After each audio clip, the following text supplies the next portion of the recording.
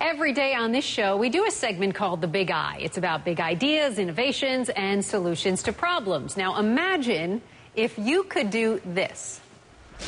Let's see them. Put it on. Whoa! My body's gone. I know what that is. That's an invisibility cloak.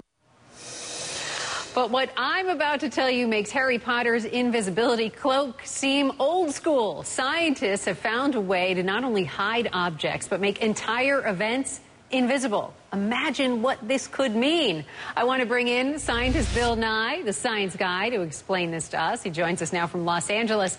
Bill, this is really cool. I mean, a lot of us are talking about it. But when we talk about these invisibility cloaks, like the one that we saw in the Harry Potter clip, this is how it basically works, right? You're basically fooling the eye by bending light around an object, much like water that flows really around a pebble. But what we're talking about now is a space-time cloak that goes beyond that, as far as I understand it. So how do you make entire events invisible?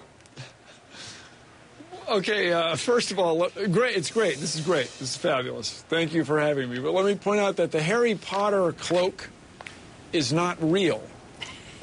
It's not? Okay, you're with me? Yeah, that's not really a thing. So anyway, here's the idea. And you might have seen this on a James Bond movie. And I can tell you that they've experimented with it on fighter planes, where you would have an object, let's say a New York City taxi cab, and you would have some fiber optic material. This is the old way. Okay, you would have a piece of fiber, and then you have a bright light, and you would shine it on the wall. It would hit the fiber, and then coming out the end of the fiber would be this very same color, would be the bright white would come out the end of the fiber. Okay, that's the old way. If you have many, many fibers running around your device, the thing you want to hide, your taxi cab, then okay, then you can pull it off. But here's the idea. These physicists have come up with a material that would not be just fiber optic. Instead, it would have so-called metamaterial. This would be metamolecules, the next level of molecule. And they would control not only the speed that not only the light going through the material, they would control the speed of it. Now, we control the speed of light all the time. When you have a pair of eyeglasses or a magnifying glass, you are slowing the light down in the glass. And because the glass, in this case, is curved, the light comes out at different times on the other side of the glass. Well, suppose you could do that without curving the glass, and without having an enormous magnifier or whatever you call it in front of your taxi cab. Instead, you'd make the cab out of the very material. And then you would not only control when the direction of the light, but when it came out. So if I'm understanding this correctly, I mean, you're the science guy, so bear with me here for just a minute, but this creates some type of a gap in the light, and then this creates this sort of a blind spot in time? Is that how? Well, in time, yeah. You would control when it came out of the fiber, when it came out of the other side of the fighter plane or the taxi cab or whatever it is you're trying to hide. So how long does something like this last? I mean, how long does the cloak last that you could have this gap in time? Right now, in the articles that I read about this, they're talking about things theoretically on a nanosecond, a billionth of a second. But wait, there's a little bit more, or if you will, a little bit less. They're talking about a tenth of that. So it would be a tenth or a hundredth of a nanosecond.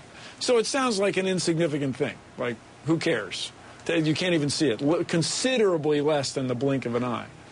Well, but the application of this may not be hiding taxi cabs or young magicians or Star Trek opposing starships. Instead, it would be controlling the speed of information in a computer. So you would be able to have the computer do two things at once. You would have a clock running that was doing something, and then you'd send the information off on another path, slow it down, control it, mess around with it, then have it rejoin the original signal at the appropriate time. And you would do this on the scale of atoms. So does it matter? Instead of even having transistors, like in my watch, you'd have you'd have zillions of switches. Right. Does it matter what the light source is? I mean, if it was sunlight versus a flashlight? Yeah. So traditionally, you can send any color light through a fiber. So this is white light coming through the fiber. That's all big fun.